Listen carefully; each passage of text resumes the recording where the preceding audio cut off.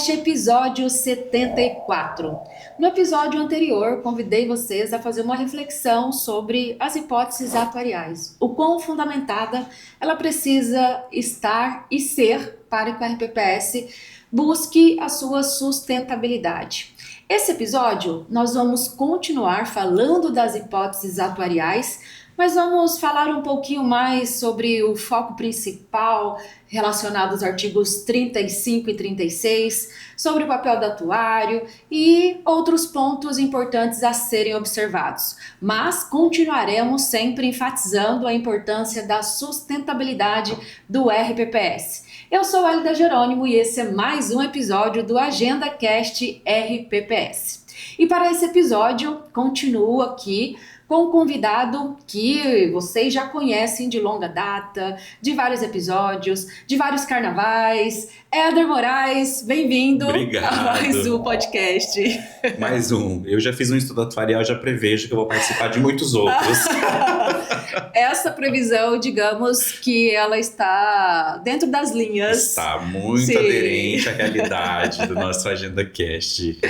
Toda semana. Certamente. Para mim é uma satisfação recebê-lo, né? E ter essa previsão ao longo do tempo e dos anos. E ter como parceiro no dia a dia aí, não só no podcast, mas nos desafios diários. Isso também está no meu estudo atuarial. Que o RPPS nos proporciona. Isso também está lá nas minhas hipóteses. E que a vida nos coloca dia a dia. E eu espero que nós tenhamos surpresas, desafios que aconteçam cada vez maiores, né? Porque desafio pequeno a gente já nem, né, sofre mais. Agora a gente quer desafio grande, desafios grandes. Graças a Deus está acontecendo. Assim como no cálculo atuarial acontece, não no cálculo atuarial, mas no dia a dia, não só da RPPS, mas do mundo, porque muitas coisas impactam no cálculo atuarial. E às vezes tem que mudar o rumo ou aprofundar em uma coisa que não estava prevista, etc. No dia a dia também é importante que, ao seguir a rota, fica antenado e com o radar ligado para enxergar o que pode vir pela frente e que você pode contornar ou seguir uma outra rota porque aquele caminho vai dar ruim. Nossa vida é igual todo dia o Estreito de Hormuz, abre e fecha, abre e fecha, tá fechado, tá aberto.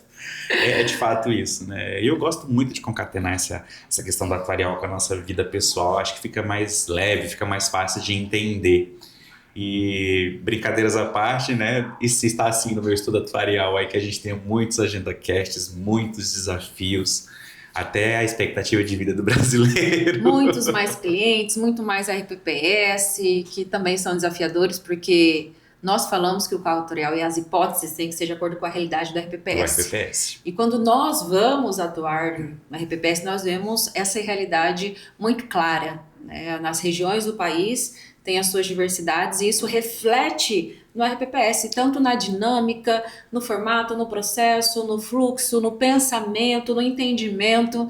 Tudo isso impacta muito no dia a dia dos RPPS. E é interessante, eu até recebi um contato mais cedo de uma gerente de previdência de uma RPPS me questionando alguns assuntos sobre pensão por morte e tudo. Eu acabei compartilhando o motivo de por que o sistema fazia daquela forma, né? E aí tinha uma decisão do Supremo Tribunal Federal, não estou em julgado ainda, mas já tem decisão, de repercussão geral e tal. E ela falou, nossa, Éder, bacana, quando tiver decisões assim, pode estar me encaminhando. Aquilo ali pra mim era uma coisa tão assim... Do dia a dia. Do dia a dia, que eu não parei pra pensar, sabe? Que de fato, talvez nem todos do RPPS tenham tido acesso ou tenham acompanhado, porque muitas das vezes fica meio segmentado, né? Só a Procuradoria Jurídica vai cuidar de decisões, vai ficar sabendo daquilo. E às vezes não é disseminado dentro da RPPS. E sem contar que também teve mudanças, né, em alguns RPPS. Agora que alguns políticos saíram para eleição, e aí mudou a gestão de alguns RPPS, mudou pessoas que também não têm conhecimento desses julgados que eles existem e são aplicáveis ao RPPS. Então essa premissa, essa hipótese de que todo mundo sabe de tudo, né, que o óbvio não precisa ser dito, ela não existe. Pelo contrário, ela tá desconectada da realidade. Precisa ser dito. E vamos lá no nosso assunto sobre hipóteses atuariais. Qual é o foco principal dos artigos 35 e 36 dentro dessa lógica das hipóteses atuariais? A gente falou no passado, do 33 e do 34, e lá a gente falou muito de quem define, né? O ente federativo, junto com a unidade gestora, junto com o atuário, são quem define. O 35 e 36 vai propriamente falar do que se define. Como se define. Ele traz essas camadas. Eu até separei um trecho interessante aqui, porque ele fala assim, ó. O 35 exige a elaboração de um relatório de análise e hipóteses, que precisa demonstrar como base em elementos técnicos mínimos definidos na portaria no anexo 6. Então, o que é isso aqui que ele está falando? O que nós falamos quem define lá atrás, agora eu preciso comprovar.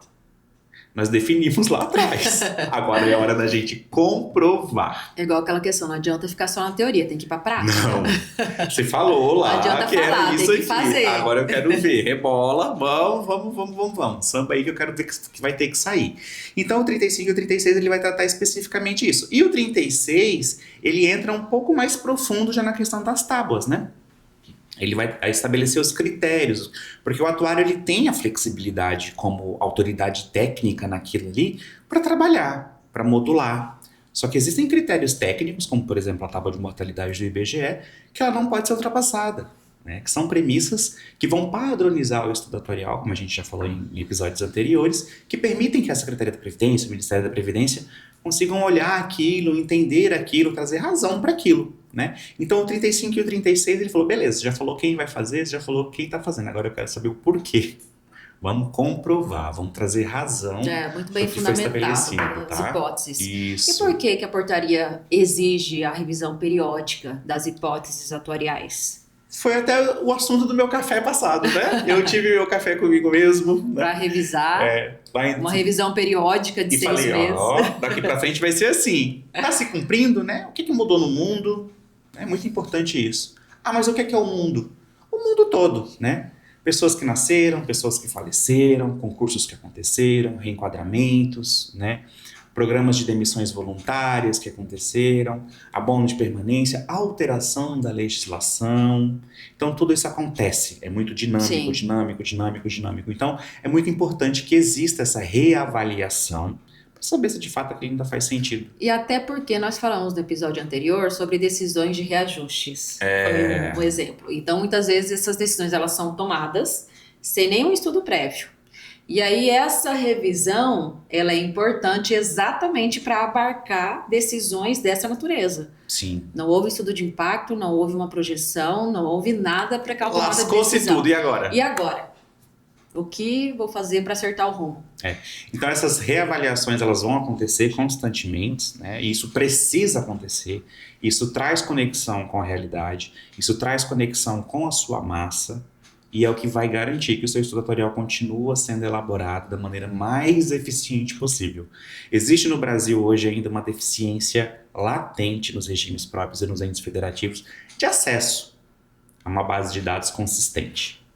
Né? E esse é um dos grandes desafios de governança que os chefes de unidades gestoras, que os dirigentes de unidade gestora têm de enfrentar. Não dá para baixar a cabeça e trabalhar com dados estimados, né? Porque assim, eu já estou trabalhando com hipótese, que pode ou não acontecer. Sim. Aí eu faço em cima de dados também estimados, que projetados. Eu sei ou não se dá certo. Não vai dar certo. Isso não vai dar certo, gente. Brincadeiras à parte. É uma realidade muito triste, né? Sim, da grande maioria, infelizmente. Que precisa ser combatida.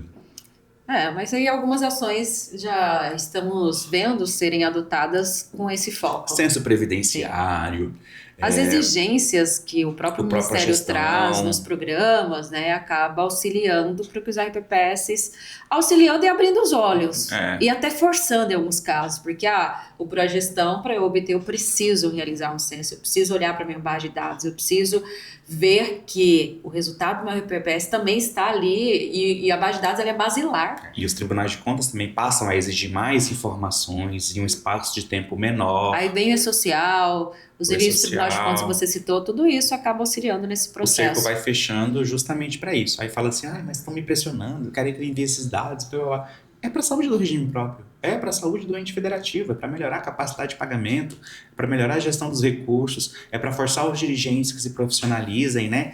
A gente vem de um Brasil novo, né? 500 anos somente, se comparado ao velho mundo, comparado à Europa. Então é um país novo. Só que a gente veio uma parte ruim da Europa, né? Que as pessoas foram colocadas aqui para fazer gestão. E isso se perpetuou e isso tem até hoje, né? Sim. Tem muita gente que faz gestão à moda antiga, né? Que colocam pessoas que não necessariamente têm capacidade técnica para lidar, né? Não têm habilidade técnica para lidar com aquela situação. Então, os programas como Progestão, por exemplo, ele não está falando que você tem que tirar aquela pessoa.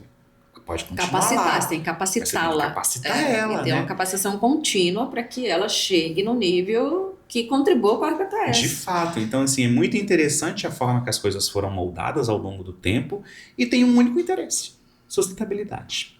Sim, e aí nós temos falado ao longo do tempo que para a realização do cálculo atuarial, a RPPS contrata uma assessoria, um atuário para que isso aconteça. Qual que é o papel do atuário na aplicação dos artigos 35 e 36 sobre as hipóteses? Ele é o responsável técnico habilitado pela construção do relatório, né? E no relatório é que é definido quais foram as premissas, né? Quais foram as hipóteses, quais foram as tapas utilizadas, né? E como vai ser utilizado isso. Então ele não só calcula, ele produz o relatório. Então o 35 e o 36 trazem assim ao RPPS isso. Ok, você participou de todo o processo decisório, mas você precisa de um atuário, que é o técnico habilitado, para construir agora esse documento, né? Para construir este relatório, para começar a construção do seu cálculo atuarial. Então o 35 e o 36 basicamente diz isso. Você não pode fazer por si só. Não é uma bravata, não é uma coisa que você fala, vou empreender, né? Vou Sim. criar. Não é isso. Você precisa do atuário. E o que significa na prática a aderência às hipóteses atuariais? É o que a gente já vem falando, desde o começo de maneira indireta, né? Não adianta eu fazer um estudo com uma coisa que não reflete a minha realidade. Eu estou hipoestimando descaradamente ali, né? Sim. É algo maquiado, algo inflado, algo que não é uma coisa pro forma, né? A Secretaria da Previdência, o Ministério da Previdência não quer algo pro forma. Vou fazer pro forma, eu vou fazer as minhas estimativas. Se ano que vem eu tiver um salário 4 ou 5 vezes maior do que eu tenho hoje, eu posso fazer isso? Eu posso ir para Paris 2 vezes ao ano, né? Eu posso ir comprar uma casa de campo, de praia.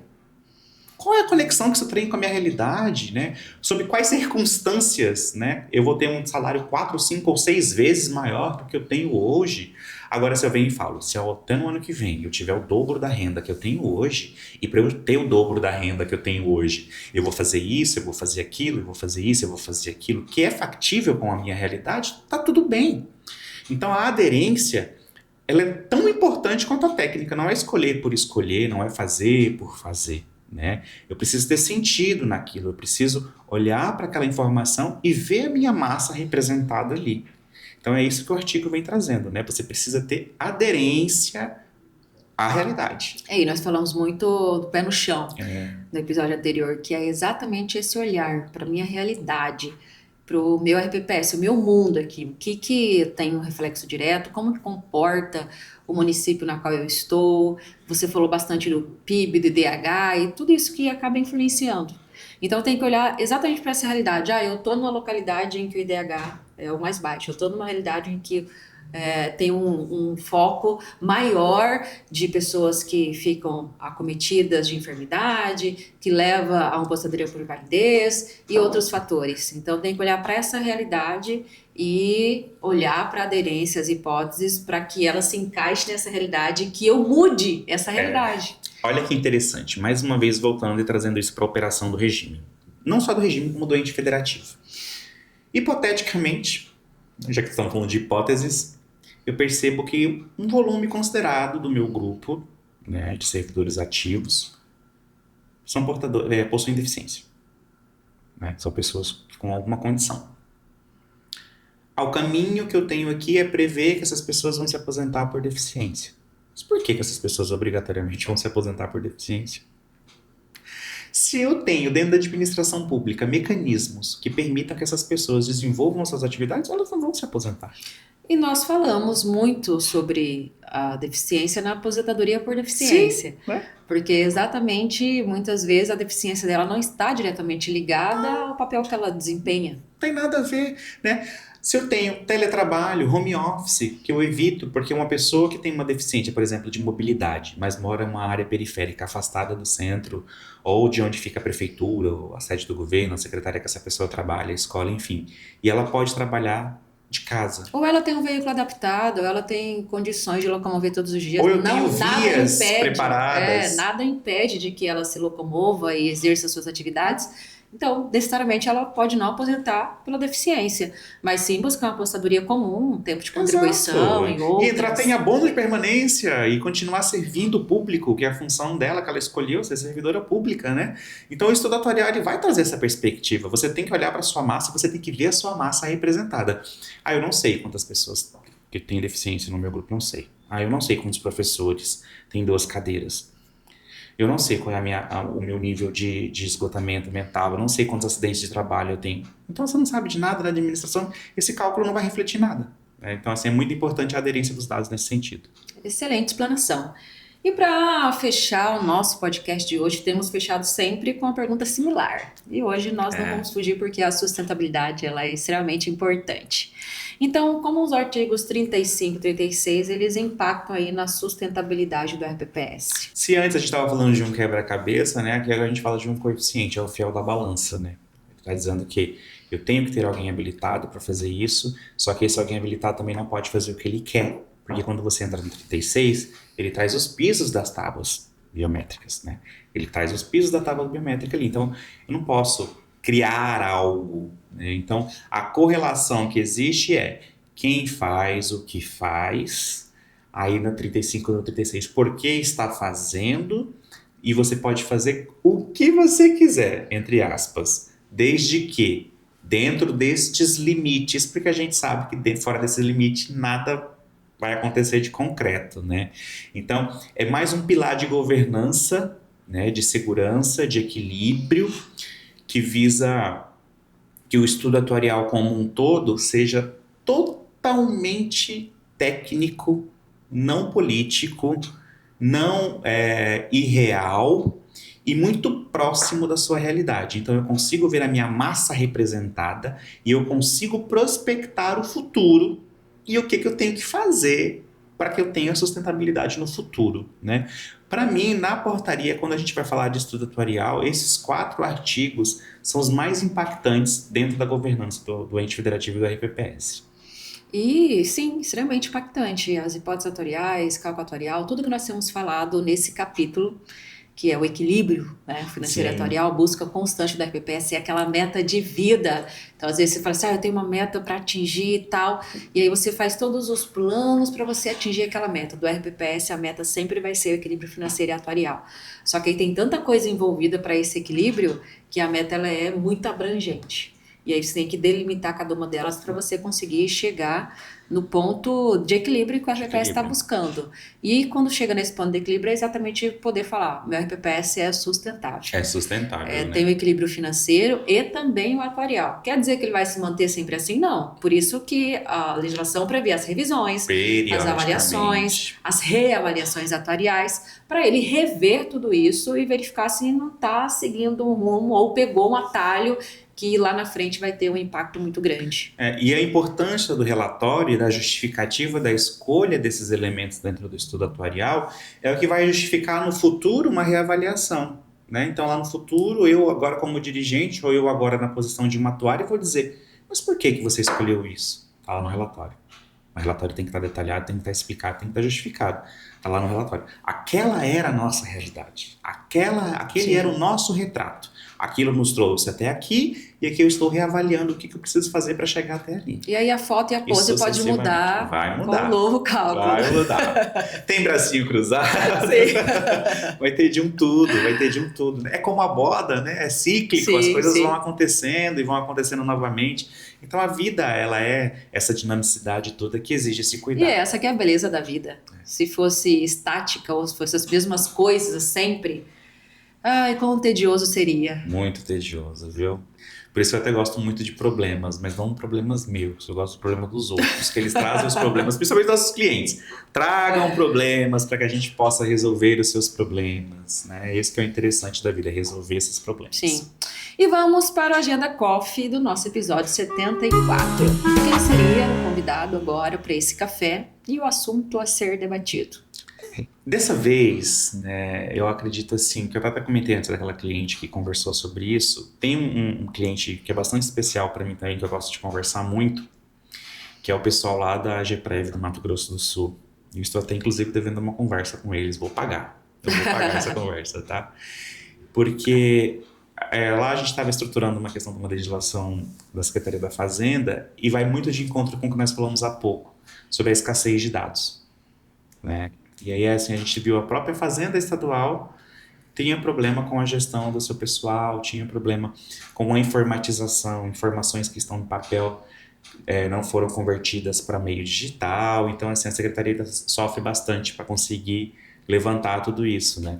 Então, esse café, assim, é interessante porque a gente está procurando mecanismos de aplicar a lei da maneira correta, da maneira coesa, sem que prejudique o servidor, sem que prejudique a administração. Então, assim, esse cafezinho vai ser lá com a AGPREV sobre os fiscais. E aí, para a solução, está buscando o equilíbrio. Um equilíbrio, perfeitamente.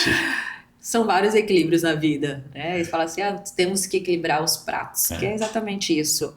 E o equilíbrio que acaba trazendo a harmonia e a sequência da vida, que nós temos falado bastante. Perfeitamente. Muito bem, Éder. Gratidão aí por mais uma vez estar aqui, né? Por dedicar o tempo aos estudos, porque não é simplesmente sentar aqui e falar do assunto livremente. Não. Mesmo porque são assuntos técnicos e assuntos que não são do dia a dia. E lastreados, né? A gente não pode trazer qualquer tipo de informação aqui, porque a portaria tá lá para todo mundo. E também não adianta falar assim, eu vou falar do assunto lá de quando eu comecei a atuar com a RPPS. Não é mais o mesmo. Não. E o contexto é outro, a legislação mudou, então é necessário se atualizar, é necessário estudar.